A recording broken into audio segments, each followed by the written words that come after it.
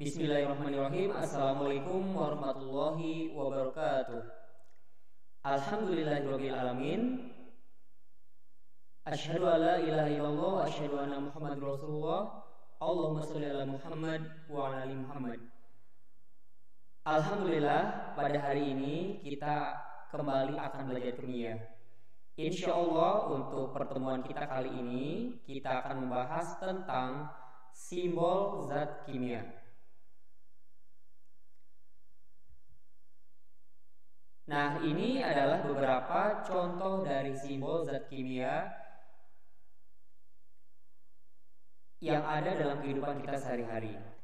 Di sini ada yang bergambar tengkorak, ada cairan yang mengenai tangan dan logam, ada pohon kering dan ikan yang terkapar, ada gambar simbol api, ada tanda X atau silang I, ada simbol X dengan huruf N, ada gambar meledak, ada gambar tengkorak juga. Ini sama ya, ini zat radioaktif, ini mudah terbakar atau api, dan ini adalah api yang ada bola atau lingkarannya. Apa arti dari simbol-simbol ini dan bagaimana sifat dari zat yang terdapat simbol-simbol seperti gambar-gambar tersebut? Oke, kita masuk ke simbol yang pertama yang artinya beracun atau toksik. Ini ketika kita menemui suatu zat atau suatu tempat yang di situ terdapat simbol tengkorak, itu artinya zat tersebut bersifat beracun. Beracun baik ketika terhirup ataupun ketika masuk ke dalam saluran pencernaan kita. Contoh dalam kehidupan sehari-hari, zat kimia atau bahan kimia yang bersifat racun atau beracun adalah yang pertama adalah metanol dengan rumus kimia CH3OH. Yang kedua adalah karbon monoksida atau CO. Ini biasanya terdapat pada hasil pembakaran tidak sempurna dari suatu bahan bakar organik. Untuk metanol biasanya terdapat juga pada komposisi dari spiritus, benzena yang biasanya dipakai untuk pelarut, dan yang terakhir contohnya adalah kalium cyanida atau KCN. Keempat contoh ini adalah contoh zat kimia yang bersifat racun atau beracun atau toksik. Selanjutnya adalah korosif.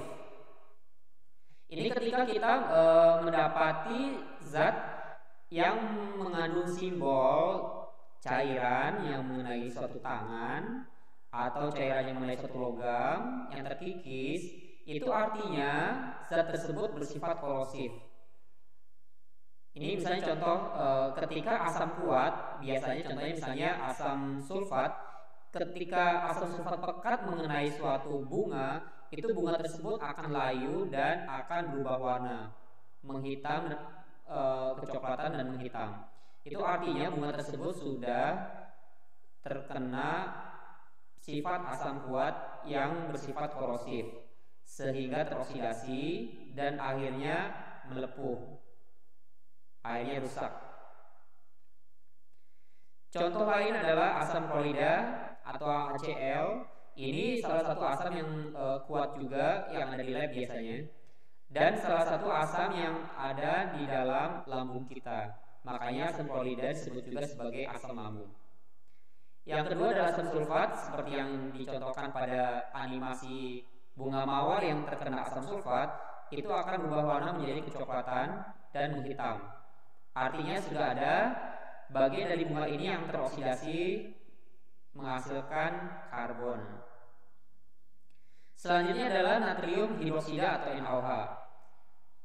NaOH ini biasanya terdapat pada sabun dan deterjen. Oleh karena itu, ketika kandungan dari basa NaOH ini berlebih pada sabun, itu biasanya akan menyebabkan kulit kita memerah dan panas. Begitupun yang terdapat pada deterjen. Selanjutnya adalah KOH. KOH juga sama bersifat basa dan ini juga bersifat korosif. Jadi kalau misalnya kita meletakkan suatu logam, misalnya besi, dimasukkan ke dalam cairan atau larutan NaOH dan KOH atau HCl dan H2SO4, itu lama-lama akan terjadi karat. Karena keempat contoh dari zat ini bersifat korosif. Sebenarnya sangat banyak contoh zat korosif lainnya. Misalnya asam cuka pekat itu juga bersifat korosif. Oke, kita masuk ke dalam simbol selanjutnya. Ketika kita mendapati suatu zat memiliki simbol ini, atau ini seperti pohon yang kering dan ikannya terkapar, itu artinya zat kimia tersebut berbahaya bagi lingkungan. Apa contohnya dalam kehidupan kita sehari-hari? Contohnya adalah tributil timah klorida atau SnCH4 C4H7 3 kali Cl. Ini nanti tata namanya akan dipelajari lebih jelas di SMA. Dan selanjutnya adalah tetraklorometan atau CCl4. Selain itu juga limbah industri dan limbah rumah tangga ini bersifat bahaya juga bagi lingkungan jika mengandung zat-zat yang tidak aman bagi habitat makhluk hidup di dalamnya, termasuk pada manusia. Nah, ini contoh animasi ketika limbah dari industri atau limbah rumah tangga itu masuk ke dalam sungai, sehingga sungai yang mengalir ini akan tercemar baik secara warna, bau, ataupun rasa.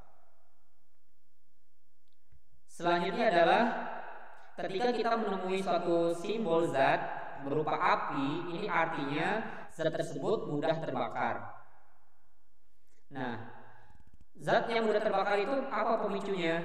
Pemicunya adalah oksigen, panas, dan tentunya bahan bakar itu sendiri. Apa contoh zat-zat yang dalam kehidupan kita sehari-hari yang mudah terbakar? Contohnya adalah etanol atau alkohol. Ini biasanya alkoholnya alkohol pekat. Nah, ini akan sangat mudah terbakar. Yang kedua adalah minyak tanah. Minyak tanah adalah salah satu bahan bakar, sehingga sesuai dengan fungsinya, jadi minyak tanah ini mudah terbakar. Jadi tidak boleh disimpan di dalam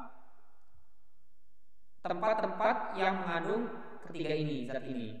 Baik itu tempatnya yang terlalu panas, atau yang berdekatan dengan sumber bahan bakar, atau yang kandungan oksigennya terlalu tinggi. Nah, itu harus dihindari.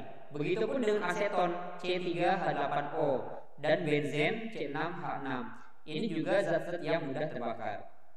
Nah, selain itu banyak juga bahan bakar, berbagai macam jenis bahan bakar itu juga bersifat mudah terbakar juga. Misalnya bensin, LPG itu juga mudah terbakar. Selanjutnya adalah ketika kita melihat simbol X.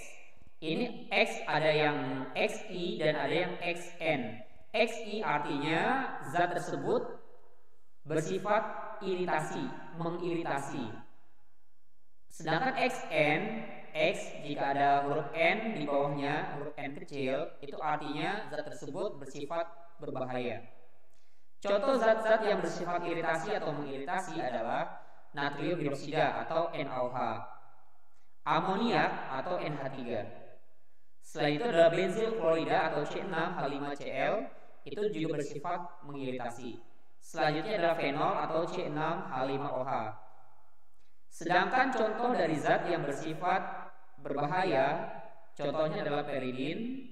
Selain itu adalah etilen glikol atau C2H6O2 dan diklorometan atau CH2Cl2.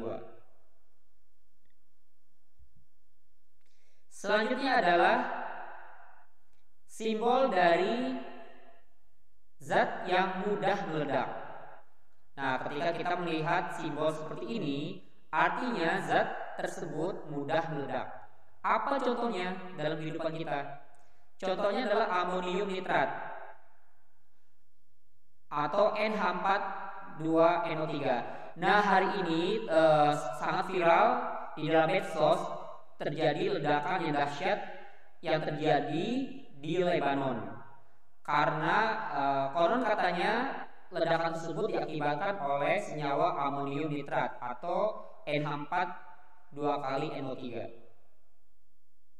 Oh ya, ini kesalahan ketik, harusnya NH4 NO3 saja. Harusnya ini NH4 NO3 saja. Bukan NH4 2 kali NO3, tapi NH4 NO3.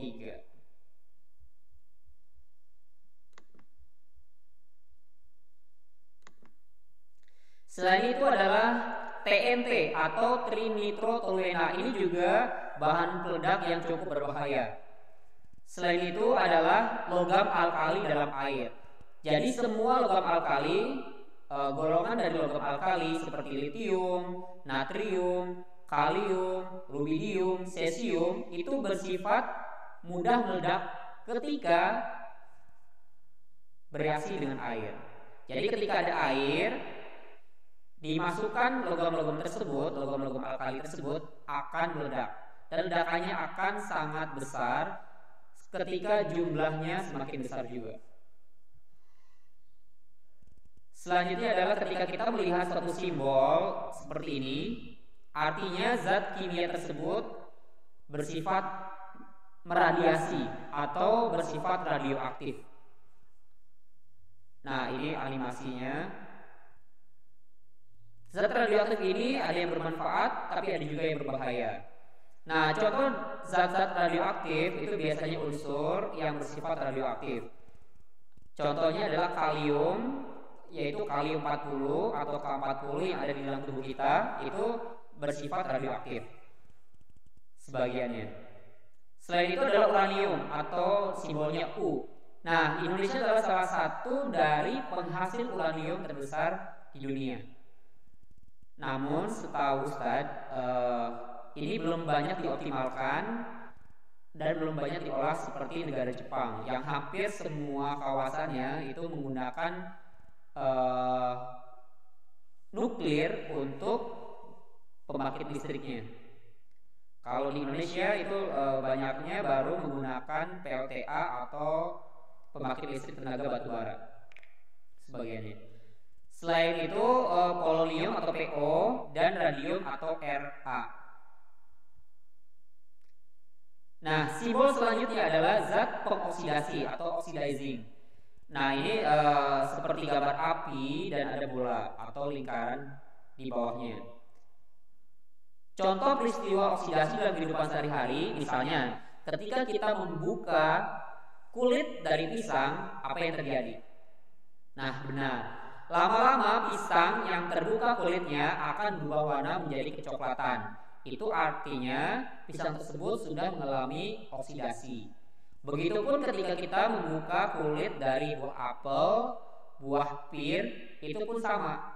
Ketika dibuka kulitnya dan tidak langsung kita makan, maka apel atau buah pir tersebut mengalami perubahan warna dari cerah menjadi kecoklatan.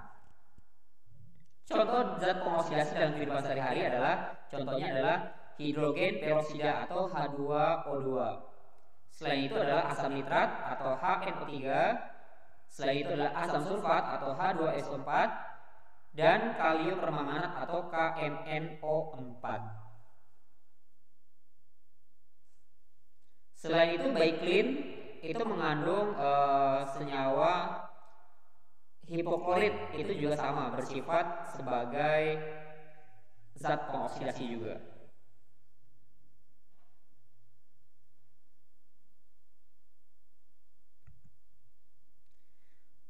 Oke, beberapa contoh dari zat yang mengandung simbol-simbol zat kimia telah kita pelajari hari ini. Mudah-mudahan dapat bermanfaat bagi kehidupan kita sehari-hari, sehingga ketika kita mengetahui ada zat-zat tersebut dengan simbol-simbol di dalamnya, maka kita akan tahu penanganannya, sehingga kita cenderung akan aman ketika berinteraksi dengan zat-zat tersebut. Kita tutup pembelajaran kita hari ini dengan doa kafaratul majelis. Subhanakallahumma wa bihamdika asyhadu an la ilaha illa anta astaghfiruka wa atubu ilaik. Sampai jumpa di video-video Ustadz selanjutnya. Jika ada yang kurang dipahami, boleh ditanyakan dalam bentuk komen atau bisa ditanyakan langsung melalui telepon atau WA. Assalamualaikum warahmatullahi wabarakatuh.